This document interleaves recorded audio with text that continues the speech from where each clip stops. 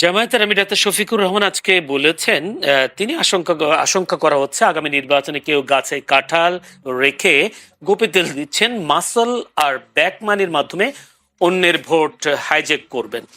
আমার প্রশ্ন হচ্ছে, তিনি এই আশঙ্কা কেন করছেন যে জুলাই অভ্যুত্থানের পরও কি মানুষ মাসল আর মানি ব্যাক মানির মাধ্যমে কি ভোট গ্রহণ করতে পারবেন বা ভোট চুরি করার সুযোগ কি থাকবে? নিঃসন্দেহে পারবেন। কারণ হচ্ছে যে আওয়ামী লীগ চলে গেছে মানে কি চাঁদাবাজি বন্ধ হয়েছে? আওয়ামী লীগ চলে গেছে মানে কি সন্ত্রাস বন্ধ হয়ে গেছে?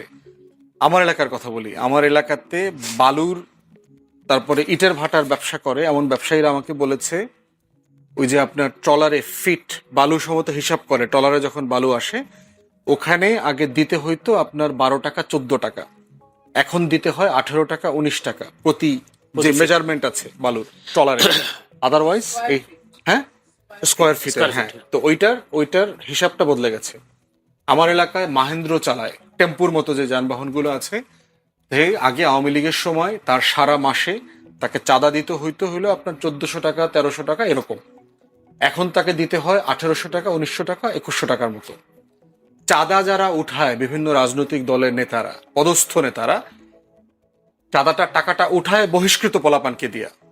টেকনিকটা দেখেন, আমি পদে আছি, চাঁদার নিয়ন্ত্রণটা আমার, যেহেতু পদ হারানোর একটা ভয় আছে, চাঁদাটা করাই এমন কিছু পোলাপানকে দিয়ে যারা কোনো পদ নাই এবং যারা বহিষ্কৃত অলরেডি, তাদেরকে দিয়ে চাঁদার টাকাটা উঠায়। তাদেরকে জিজ্ঞেস করছি চাঁদা বেশি নেন কেন? আর চাঁদা উঠানোর গ্রামারে দেখলাম সবাই আগের যারা চাঁদা তুলতো ছাত্রলীগের যুবলীগের তাদেরকে দিয়েই টাকাটা উঠায়। এটার একটা বড় কারণ হচ্ছে গত 16-17 বছরে তো যারা চাঁদা তুলছে সে জানে যে কে কে চাঁদা দেয়, কত করে চাঁদা দেয়, কিভাবে ভয় দেখাইলে চাঁদাটা দেওয়া কন্টিনিউ করবে, কোত্থেকে চাঁদাটা। অতএব এই জনগোষ্ঠীকে যদি আপনি সাডেনলি মানে এক্সচেঞ্জ করে নতুন কর্মচারী দেন, ও তো আসলে চাঁদাটা তুলতে পারবে না।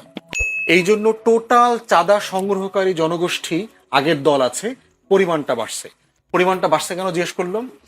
দ্বিতীয় প্রধান কারণ বলছে যে আমাকে তো খরচপাতি চালাইতে হয়, আগে যারা ছাত্রলীগে চাঁদা তুলতো ওদেরকে তো টাকা দিতে হচ্ছে, এখন আমারও তো পোলাপান আছে, আমার পোলাপান পালার জন্য টাকা লাগে, আমার কিছু লাগে। আর যার কাছ থেকে চাঁদাবাজির এই ব্যবসাটা সে টেক ওভার করছে, সে এখন কলকাতায় আছে, সে এখন মালয়েশিয়াতে আছে, তার আবার খরচ পাঠাইতে হয়। এই কারণে এখন এই যে 14 টাকাটা 19 টাকায় চলে গেছে, তারপরে 1300-1400 টাকাটা 1800-1900 টাকায় চলে গেছে, 500 টাকা। অতএব এই গণ অভ্যুত্থানে চাঁদাবাজি তো বন্ধ হয়নি, সন্ত্রাস বন্ধ হয়নি। আমার সামনে আমি বিএনপির 2 গ্রুপের রামদা মিছিল দেখেছি, ভয়ঙ্কর ভাবে দেখেছি। এক গ্রুপ আরব গ্রুপকে আওয়ামী লীগের থেকেও বেশি ঘৃণা করে, মানে একই রাজনৈতিক দল করে, এবং এটা তো শুধু এক অঞ্চলে না, এটা মনিয়াপা রাজনীতি করেন বিভিন্ন অঞ্চলে এটা হচ্ছে। অতএব এই রাজনৈতিক সংস্কৃতি বদলানোর যে জায়গাটা আমরা আশা করেছিলাম, সেটা বিভিন্ন রাজনৈতিক দলের ক্যান্ডিডেট সিলেকশন, তারপরে হচ্ছে এলাকায় স্থানীয় প্রচার, চাঁদাবাজি, তারপরে সন্ত্রাস, অস্ত্র, এই প্রত্যেকটা জিনিস বিবেচনা করে নির্বাচনের এই আশঙ্কাটা কোনোভাবে ফেলে দেওয়ার মতো না।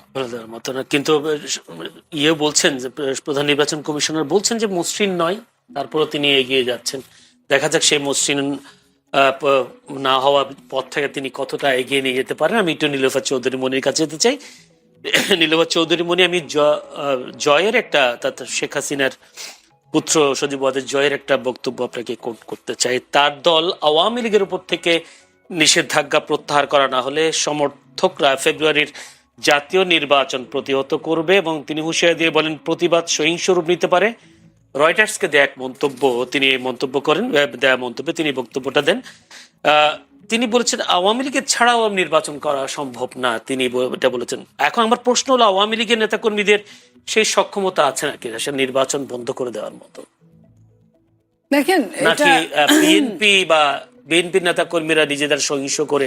জয় যেটা বলেছেন সেটা হলো স্ট্যান্ডবাজি, এটা বলতে হয় তারা দেশের বাইরের সবগুলোই। আপনি দেখেন -2 ফর্মুলা চলমান ছিল, এটা তো একদম ফাইনালি হয়ে যাওয়ার, শেখ হাসিনার রায় দিয়েই প্রমাণ হয়ে গেছে শেখ হাসিনা আর দেশে ফিরতে পারবে না। এই সিচুয়েশনে আর যাই হোক না কেন, তার বয়স, তার সবকিছু বিবেচনা করলেও একটা রায়ের আপিলে অনেক দিন টাইম লাগে, সেই হিসাব করে তার আসা সম্ভব না। যেখানে স্ট্যান্ডবাজি, সেইখানে আপনার যারা 5-7 জন করে হঠাৎ মিছিল করে, জঙ্গি মিছিল করে, তারা কিভাবে আপনার নির্বাচনে না দিলে হতে পারে অন্ধকারে দুই একটা পটকা ফুটতে পারে, কিন্তু নির্বাচন বন্ধ করে দেওয়ার মতো বা সক্ষমতা নেই। এইসব কিন্তু সক্ষমতা ব্যারিস্টার ফুয়াদ তাদের যেটা নেই। বলছেন যে চাঁদাবাজি তো আগের মতো রয়ে গেছে, সন্ত্রাসী আগের মতো রয়ে গেছে, বিভিন্ন দলের কথা বলছেন, কারো নাম বলেননি, কিন্তু তারাও তো নির্বাচনে প্রভাব ফেলতে পারেন, এবং সে নির্বাচন কতটা শঙ্কামুক্ত হবে বলে মনে হয়? শুনেন, এই জাতিটার উপর না আল্লাহ নিজের অভিশাপ আছে। নইলে এই মানুষগুলা কিন্তু, বাংলাদেশের মানুষগুলা কিন্তু অত খারাপ না। আপনি সিস্টেমে চলতে গেলে সবাই কিন্তু ভালোই থাকতো, সবাই কি নেতারা কি চোরেরা যে চুরি করে, আগে চুরি ছাড়াই 10% লাভ হতো, বা 10% লাভ ইসলামও বলে, রাষ্ট্রও বলে। সেইখানে এখন চুরি দিতে দিতে, ভাগ দিতে দিতেও 10% থাকে না, কিন্তু সবই কিন্তু বাইরে চলে যায়, এত বেশি হাত বেড়ে গেছে। তারা কোনো কাজ করে না, তারা এইসবের উপরই ডিপেন্ড করে।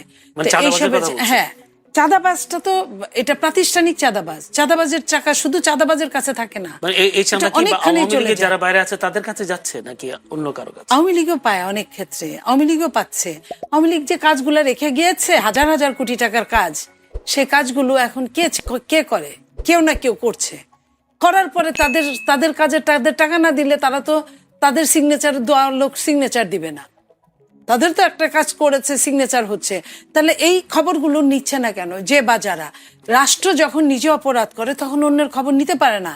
আপনি বলেন যে এই সরকার নির্দলীয় সরকার, এই সরকার অনির্বাচিত সরকার, এই সরকার যখন পারে নাই, অন্য সরকাররা দলীয় সরকার হিসেবে অন্যকে একদম সম্পূর্ণ বাদ দেওয়া তাদের জন্য কতটা সম্ভব হবে আমি জানি না। এই সরকারের সময় কি এই খবরগুলো নিয়েছে যে 64টা জেলায় আওয়ামী লীগ যে কাজগুলো মাঝপথে রেখে গেছিল সেই কাজগুলো কি চলছে, কিভাবে চলছে, চললে কারা কাজগুলো করছে, তাহলেই তো বের হয়ে যায়। তাহলে তো আমার চাঁদাবাজকে আঙ্গুল দিয়ে বলতে হয় না যে তুই চাঁদাবাজ, তাহলে আপনার সরকারি ভাবেই এটা চলে আসে। তাহলে এই জায়গাগুলা কেন করছে না তারা? প্রত্যেকের লাভটাই হিসাব করছে। বর্তমানে পিছনে কি পাবো সেটা নিয়ে মাথা ব্যথা নাই, বর্তমানে কি পাবো। আপনি কি মনে করেছেন বাংলাদেশ থেকে টাকা পাচার বন্ধ হয়েছে? হয় নাই। আমাদের মতো যারা আছে, যারা এই যে আপনাদের ওইখানে কথা বলে, আমাদের কথা বলা হয় যে আমরা 2000 টাকার টকশো করি, জি। আমাদের ইনকাম যেহেতু আমরা করি না, এগুলো আমরা ঘৃণা করি। এটাকে ঘৃণা হিসেবে দেখা হয় না, এটাকে দেখা হয় ফুলিশ হিসেবে। আমরা এদের দৃষ্টিতে এক ধরনের ফুলিশ।